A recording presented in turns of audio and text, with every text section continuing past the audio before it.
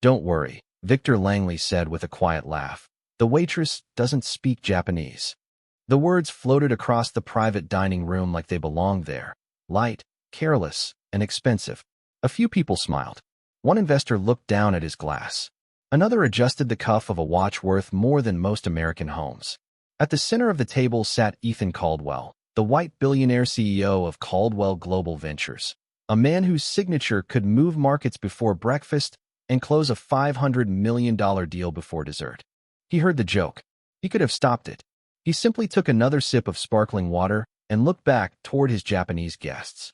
High above Manhattan, the rooftop restaurant glowed with warm gold light. Floor-to-ceiling windows framed the city below, millions of lights stretching toward the dark horizon like stars that had fallen to earth. Soft jazz drifted through the room. Crystal glasses caught the glow of the chandeliers. Every chair at the table was filled by someone who believed they understood power. Lawyers, investors, bankers, executives, men and women who had spent their lives making sure they never had to ask for permission. Between them moved Naomi Brooks, 27 years old, black, quiet, wearing a pressed black uniform and carrying a silver tray with practiced balance. She stepped around chairs and polished shoes with the kind of grace people rarely noticed because they expected it. To the guests, she was part of the furniture, another invisible hand making sure the evening stayed perfect. Ethan barely looked at her as she filled his glass. His attention stayed fixed on Kenji Watanabe, the respected Japanese businessman sitting across from him. Tonight was supposed to change both of their companies forever. $500 million. New technology. International expansion. Headlines waiting to be written by morning. Victor leaned closer to Ethan and switched into Japanese. His smile grew wider with every sentence. Across the table, Kenji listened politely, but something about his expression changed. It was small, almost impossible to notice. A slight tightening around the eyes. The faintest pause before answering. Ethan missed it completely. Naomi did not. She poured another glass of wine for one of the investors and kept walking. Her face never changed. Her eyes stayed calm. Victor continued speaking. A few seconds later, he laughed again and said in English, loud enough for the room to hear, "See? I told you. People like us can have a private conversation anywhere we want." A couple of guests chuckled. Naomi reached the end of the table and carefully set down a fresh bottle of mineral water. Her hands were steady. Her breathing never changed. But for the first time that evening, she looked toward Kenji Watanabe. The older man met her eyes for a brief second. Something passed between them. Confusion, surprise, maybe even concern. Then it was gone. Ethan noticed none of it. He was too busy studying the contract waiting beside his plate, confident that every number, every translation, and every promise in that thick stack of papers would make him even richer than he already was. The truth was sitting only a few feet away carrying a silver tray, and nobody at that table had the slightest idea that the quiet waitress they had forgotten was listening to every single word. Naomi Brooks had learned a long time ago that the richest people in a room usually spoke the loudest and listened the least. She moved away from the head table with her empty tray and toward the service station, but Victor Langley's voice followed her through the soft music and quiet conversations.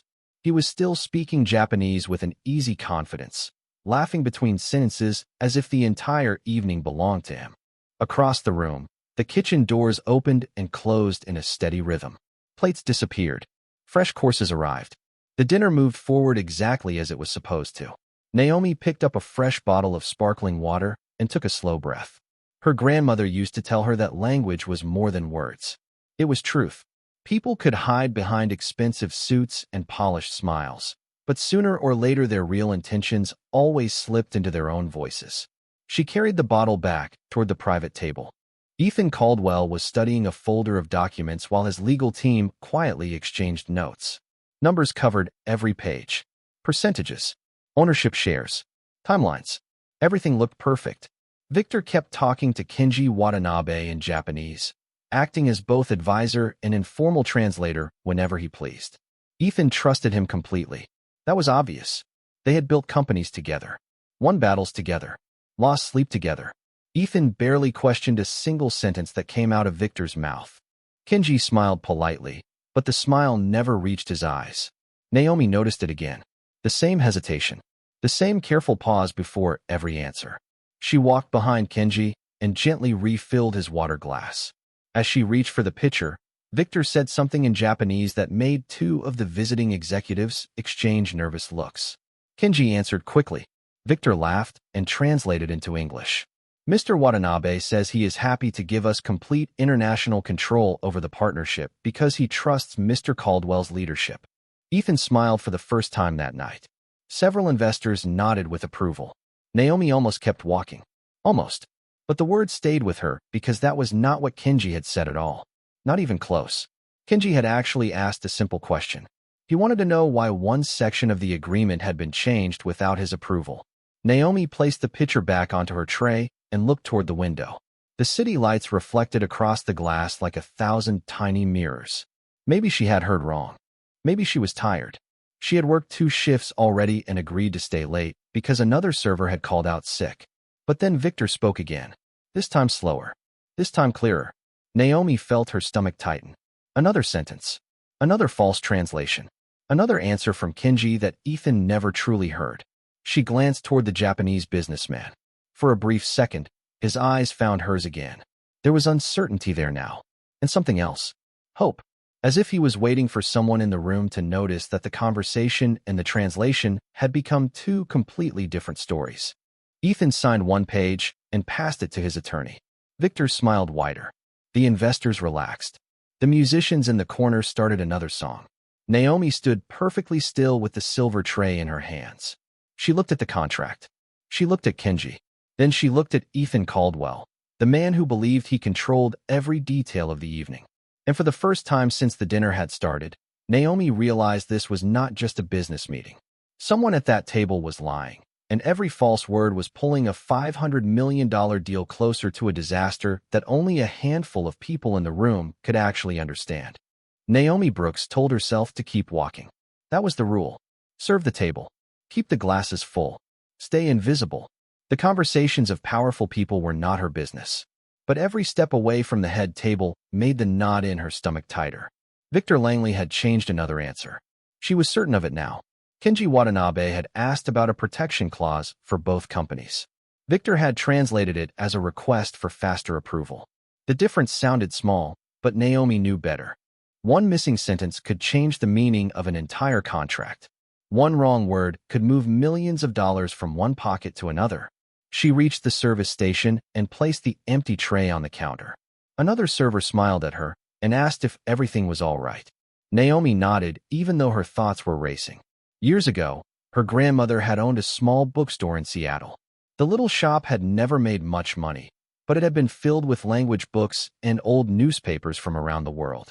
Naomi spent her afternoons there after school, learning Japanese from an elderly neighbor who missed his family back in Osaka. He used to laugh and tell her that translation was a sacred promise. You do not change another person's truth just because it is convenient. Those words came back to her now. She looked across the room. Ethan Caldwell was signing another document. His lawyers seemed comfortable. His investors looked relieved. Victor looked confident. Only Kenji Watanabe appeared uneasy. The older businessman carefully reached for his tea and quietly asked another question in Japanese. Naomi heard every syllable. He wanted to know why the profit-sharing percentages had changed from the original agreement. Victor smiled before answering. Then he turned to Ethan and said, Mr. Watanabe appreciates your generosity and agrees with the new structure. Naomi almost dropped the stack of clean glasses in her hands. That was not even close. Kenji had not agreed to anything. In fact, he was asking for an explanation. Ethan nodded with satisfaction. His attorney made another note. Victor leaned back in his chair as though everything was going exactly according to plan. Naomi noticed something else. Kenji did not respond right away. He looked around the table, almost searching for someone. His eyes passed over the lawyers, the investors, Ethan himself. Then they landed on Naomi. She quickly looked away and picked up another tray, pretending to focus on her work. Her heart was beating faster now. She could stay silent and finish her shift like every other night. Nobody would blame a waitress for minding her own business. She could walk away and let the people at the table solve their own problems. But another memory came to her. Her grandmother standing behind the bookstore counter with a smile on her face. Character is what you do when nobody expects anything from you. Victor raised his glass and laughed. Ethan followed with a toast to trust and international friendship. Crystal chimed across the room. Kenji lifted his glass out of politeness, but his smile had disappeared completely. Naomi looked at the contract one more time. She looked at Victor. Then she looked at Ethan Caldwell, a man who believed loyalty and honesty were sitting beside him, never realizing they were standing quietly a few feet away carrying a tray of sparkling water. And for the first time that evening, Naomi stopped wondering whether she should speak and started wondering how much longer she could afford to stay silent. Naomi Brooks picked up the silver tray and walked back toward the private table with slow, careful steps. Her mind was louder than the music filling the rooftop restaurant. She had spent years teaching herself when to speak and when to stay quiet. Working in places like this taught you that wealthy people often noticed a stain on a tablecloth before they noticed the person cleaning it. She had survived difficult customers, long shifts, and more thoughtless comments than she could count simply by doing her job and keeping her dignity.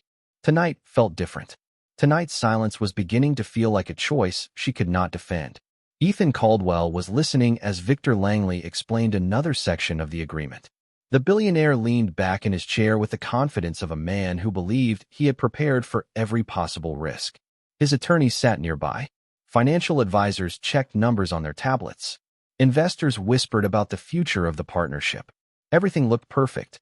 Everything sounded perfect. Only one problem remained. Half of the conversation happening at the table was not true. Kenji Watanabe slowly reached for the contract and turned another page.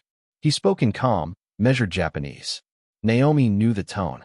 It was respectful, but direct. He was asking why the ownership rights for future technology had changed. Victor did not hesitate. He smiled and answered Ethan in English. Mr. Watanabe says he admires your vision and is willing to let your company manage future developments. Ethan nodded with satisfaction. His lawyer even smiled. Naomi felt her heart sink because Kenji had not said anything close to that. He had asked why his company was losing protections that had existed in the original draft. The older businessman looked confused when nobody answered his actual question. Naomi stepped closer to refill the water glasses. Kenji looked up at her for a brief moment. His expression was calm, but his eyes carried the quiet frustration of someone who realized he was not being understood. Or worse, someone who realized he was being ignored. Naomi placed the bottle on the table and took a small step back. Victor noticed her standing nearby and laughed softly. He switched to Japanese again, speaking quickly. Then he looked toward Ethan with a grin.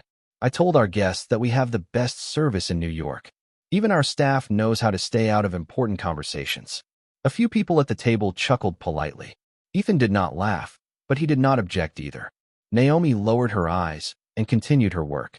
On the outside, she looked perfectly calm. Inside, another sentence echoed in her mind because Victor had not complimented the staff at all. He had joked that a waitress could stand beside them all night and never understand a single word. Kenji heard it too. The Japanese businessman did not smile. Instead, he looked at Naomi with what seemed like an apology. That simple glance made something clear to her. Kenji believed he was alone in the room. He believed nobody else could hear what was really happening. Ethan Caldwell picked up his pen and prepared to sign another document. Victor slid the contract a little closer across the polished table. The city lights shimmered beyond the windows. Crystal glasses reflected the golden chandeliers overhead. The entire evening balanced on one signature and one conversation that almost nobody understood. Naomi tightened her grip on the silver tray and looked at the contract, then at Kenji, then at Ethan. For the first time that night, she realized that saying nothing might protect her job, but it could cost a stranger his trust and another man his entire company. And the weight of that truth suddenly felt heavier than anything she had ever carried across a dining room. Naomi Brooks took one careful step backward and tried to convince herself that the evening could still end quietly.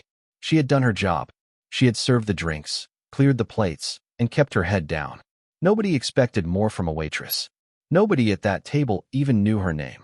Yet the conversation unfolding in front of her refused to let her walk away. Ethan Caldwell uncapped his pen and glanced toward Victor Langley. The trusted advisor nodded with easy confidence. Across the table, Kenji Watanabe slowly placed both hands on the contract and spoke another sentence in Japanese. His voice was calm, but Naomi could hear the concern hidden beneath his polite tone. He was asking one final time why the language in the agreement did not match the draft his legal team had approved. Victor answered before Ethan could react. Then he turned with a practiced smile and translated into English. Mr. Watanabe says he appreciates your flexibility and is ready to move forward. Ethan smiled. His attorneys relaxed. An investor quietly clapped his hands together in approval. Naomi felt the air leave her lungs because Victor had done it again. The translation was false. Kenji had not accepted the changes. He had challenged them. The older businessman looked across the table, waiting for an answer that never came. Naomi could see the confusion growing on his face. She knew that expression. It was the look of someone beginning to wonder if he was the only honest person in the room. Soft music drifted through the restaurant. Waiters carried desserts to nearby tables. The skyline beyond the windows sparkled against the dark sky. Everything around the private dining room suggested elegance and success. Yet Naomi could not shake the feeling that the entire evening was balancing on a misunderstanding that was becoming larger with every passing minute. Ethan picked up the contract and turned another page. Victor leaned over his shoulder and pointed to a paragraph near the bottom. "Sign here and we can celebrate," he said with a grin. Kenji immediately spoke in Japanese. This time his voice was firmer. Naomi understood every word. He was asking Ethan not to sign until the ownership section had been clarified. Victor did not even hesitate. He laughed softly and translated the exact opposite. "Mr. Watanabe says there is no reason to delay." The room smiled with relief. Naomi did not. She looked directly at Kenji. The older businessman noticed her expression and stopped speaking. For a brief second, the noise of the restaurant seemed to disappear. Kenji studied her face as though trying to solve a puzzle. Naomi quickly lowered her eyes. But the moment had already happened. Kenji knew. Somehow he knew that someone else in the room understood what he was saying. Victor noticed the exchange and smiled to himself. He switched to Japanese and spoke just loudly enough for Naomi to hear. He joked that the waitress looked nervous because rich people made ordinary workers uncomfortable. A few seconds later he added something else. "Even if she understood us, who would believe her over men sitting at this table?" Kenji did not laugh. Naomi did not move. Ethan never heard the comment because Victor never translated it. The billionaire simply reached for his pen once more.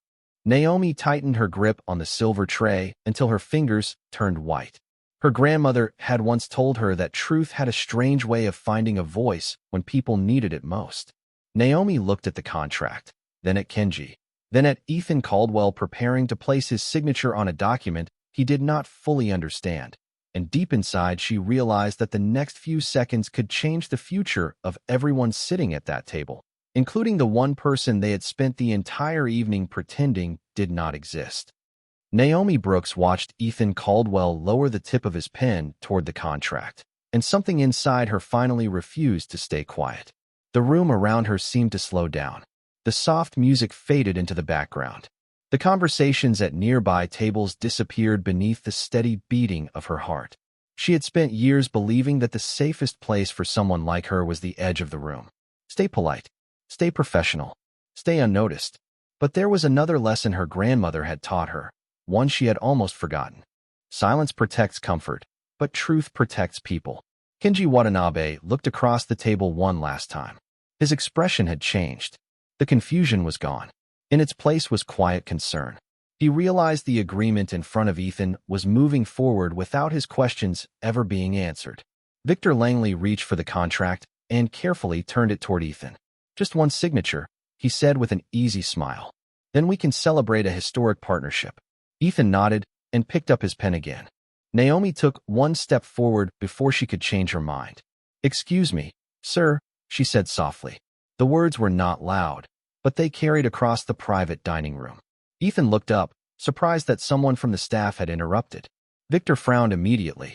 "I believe Mr. Watanabe is trying to ask another question," Naomi said. Victor laughed before anyone else could speak. "I think there has been a misunderstanding. The waitress is only trying to help." Several guests smiled politely, expecting the awkward moment to end. Naomi could have stopped there. She could have apologized and walked away. Instead, she looked directly at Kenji Watanabe. Then, in calm and careful Japanese, she spoke. "Mr. Watanabe, would you like me to repeat your last question to Mr. Caldwell exactly as you asked it?" The room froze. Kenji blinked once, clearly caught off guard. Then a small smile crossed his face. He answered her in Japanese. Naomi listened without interrupting. Victor's confident expression disappeared. Ethan slowly lowered his pen onto the table. Naomi turned toward him. Mr. Watanabe is asking why the ownership protections for his company have been removed from the agreement and why the language does not match the draft his legal team approved. Complete silence filled the room. Victor quickly shook his head. That is not what he said. Naomi looked back at Kenji and asked another question in Japanese. Kenji answered immediately. Naomi nodded and translated every word into English. This time Kenji himself looked directly at Ethan and slowly nodded to confirm that her translation was correct. Ethan's attorney straightened in his chair. One investor quietly set down his glass. Victor forced a laugh and switched into Japanese again, speaking rapidly. Naomi waited for him to finish. Then she translated every sentence into English without changing a single word. Victor had not answered Kenji's question. He had avoided it. Kenji responded once more, and Naomi translated again. The two conversations matched perfectly for the first time all evening. Ethan looked from Kenji to Naomi and then to Victor. The billionaire's expression changed from surprise to uncertainty. He picked up the contract and looked at the section Kenji had mentioned. His attorney leaned closer to read the page. Naomi stood quietly with the silver tray in her hands, suddenly aware that every person in the room was looking at her. Victor had spent the entire evening believing that nobody would understand what he was saying. Ethan had spent the entire evening believing that the man beside him was telling the truth. But now the invisible waitress they had barely noticed had done the one thing nobody expected.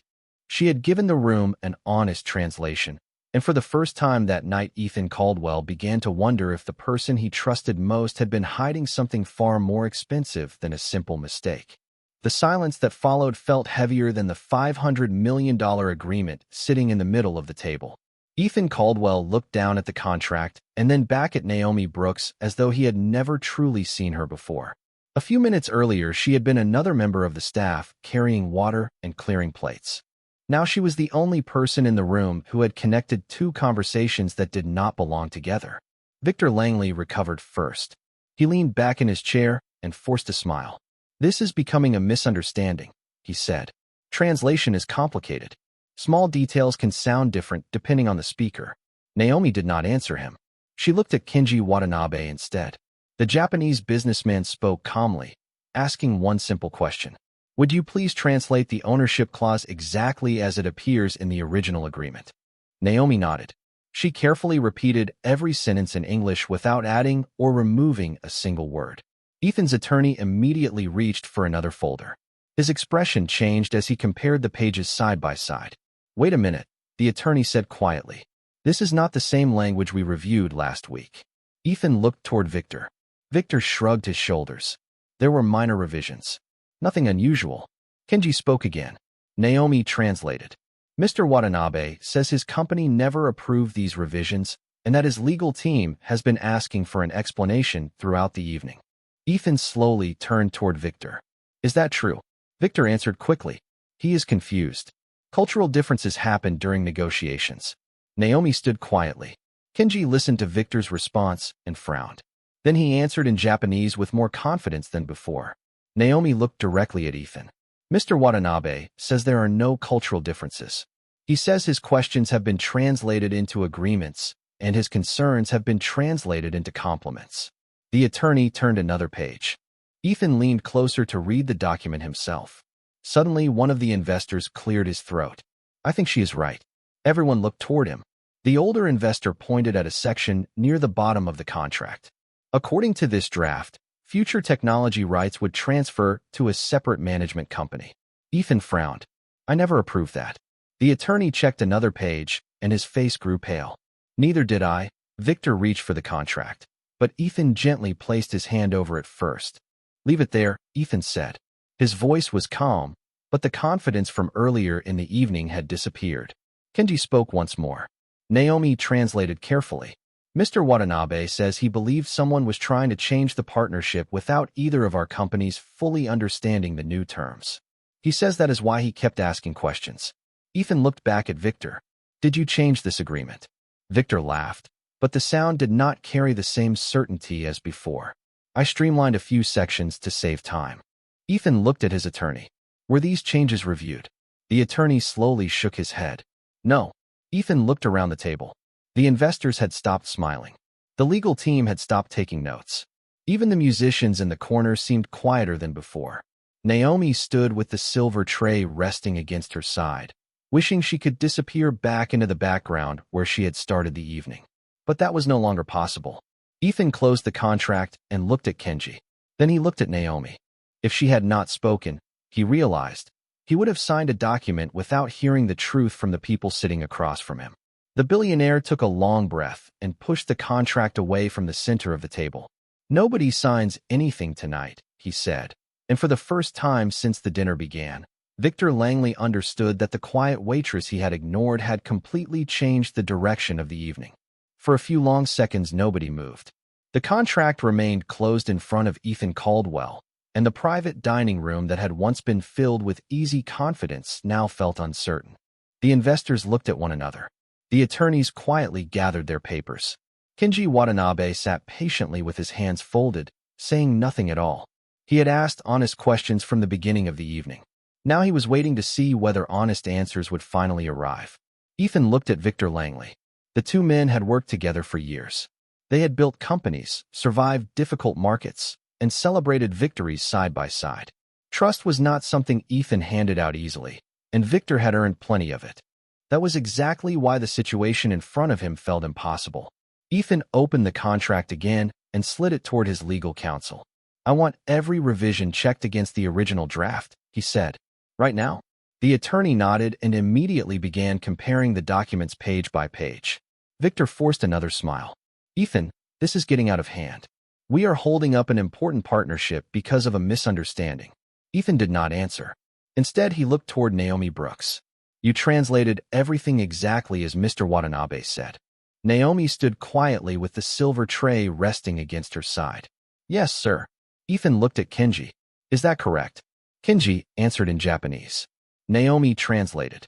Mr. Watanabe says every translation was accurate. Ethan nodded slowly. One of the attorneys suddenly stopped turning pages. He adjusted his glasses and looked at the ownership section again. Then he looked at Ethan. Sir, these revisions were not part of the version approved by our office. Ethan frowned. How many changes? More than a dozen, the attorney replied. Profit sharing, technology rights, management authority. Several sections redirect responsibilities to a separate company. Ethan looked at Victor. What separate company? Victor cleared his throat. It was a temporary structure for efficiency. Ethan reached for the paperwork and studied the name carefully. His expression hardened. I do not recognize this company. Another attorney opened a laptop and searched public records. The room waited in complete silence. After a few moments, the attorney looked up. The company was registered less than 6 months ago. Ethan folded his hands together. Who owns it? The attorney hesitated before answering. According to these records, the primary shareholder is Victor Langley. Nobody spoke.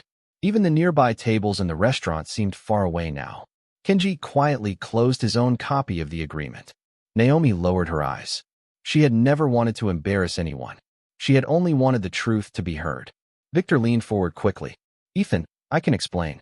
It was a business strategy. The structure would have benefited everyone. Kenji said something in Japanese. Naomi translated without hesitation.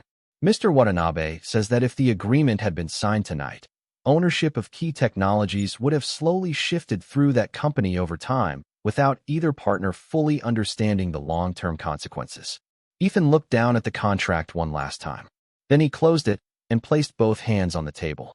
The billionaire who had walked into the restaurant believing he controlled every detail of the evening now understood how close he had come to making the biggest mistake of his career. He looked across the table at Kenji Watanabe and offered a quiet apology for the confusion. Then he turned toward Naomi Brooks. She was still standing exactly where she had been all night, calm, respectful, and almost invisible. Ethan realized that everyone at the table had spent the evening listening to the loudest voice in the room while ignoring the quietest one. And if that quiet voice had chosen to stay silent for only a few more minutes, $500 million in years of trust might have disappeared with the stroke of a single pen. The rooftop restaurant slowly found its voice again, but nothing felt the same. The soft music returned. Glasses clinked quietly. Waiters moved between tables as though the evening had never been interrupted. Yet everyone in the private dining room knew they had witnessed something they would remember for years. Ethan Caldwell sat in silence for a long moment with the closed contract resting in front of him. $500 million had almost changed hands because he had trusted the wrong voice. He looked across the table at Kenji Watanabe and stood from his chair. In business, Ethan had built a reputation for strength. Tonight, he chose something more difficult. Humility. He bowed his head slightly toward Kenji. Mr. Watanabe, I owe you an apology. You asked fair questions and deserved honest answers. Kenji smiled warmly and answered in Japanese. Naomi Brooks translated without hesitation. He says trust is more valuable than any contract and that honest partners can always begin again. Ethan nodded. Then he turned toward his legal team. The agreement will be rewritten from the beginning. Every page, every sentence. Together, the attorneys agreed immediately. One by one, the investors around the table relaxed. What had started as a night of uncertainty was becoming something different. A partnership built on truth instead of assumptions. Victor Langley quietly stood from his chair. He looked at Ethan as though searching for a way to repair the damage. Ethan simply shook his head. We will discuss everything through the proper channels, he said calmly. Right now, this meeting is over. Victor picked up his jacket and walked away without another word. Nobody tried to stop him. Naomi watched quietly from a respectful distance. She had not spoken to embarrass anyone. She had not spoken to become the center of attention. She had simply answered a question honestly when nobody else would. Ethan looked toward her. Miss Brooks, would you join us for a moment? Naomi hesitated. She glanced toward her manager, who gave a small nod. Slowly, she stepped closer to the table. Ethan smiled for the first time that evening. I realized something tonight, he said. I spent hours listening to people because of their titles. I almost ignored the one person who had nothing to gain by telling me the truth. Naomi smiled politely. My grandmother always said that honesty sounds the same in every language. Kenji laughed softly and answered in Japanese. Naomi translated. He says your grandmother was a wise woman. Ethan looked at Naomi with genuine curiosity. Where did you learn Japanese? Naomi told them about the small bookstore in Seattle, about the elderly neighbor who missed his family back in Osaka, and about evenings spent reading old newspapers and language books after school. She spoke simply, never trying to impress anyone. By the time she finished, everyone at the table was smiling. Ethan reached into his pocket and pulled out a business card. If you ever decide you want a different career, I hope you will call me. Someone with your integrity and talent belongs wherever your dreams take you. Naomi accepted the card, but she looked around the room before answering. Thank you, sir, but I am happy that tonight I was exactly where I was supposed to be. Kenji nodded with quiet approval. The city lights beyond the windows stretched across Manhattan like a river of stars. The rewritten partnership would eventually become one of the most successful deals either company had ever completed, not because it was the biggest, but because it was built on respect. As the evening came to an end, Naomi picked up her silver tray and returned to her work. She did not leave as the most powerful person in the room or the wealthiest. She left as something far rarer. The one person who proved that character does not depend on a job title, that wisdom does not ask for permission to speak, and that sometimes the quietest voice in the room is the one that saves everyone else from making the loudest mistake of their lives.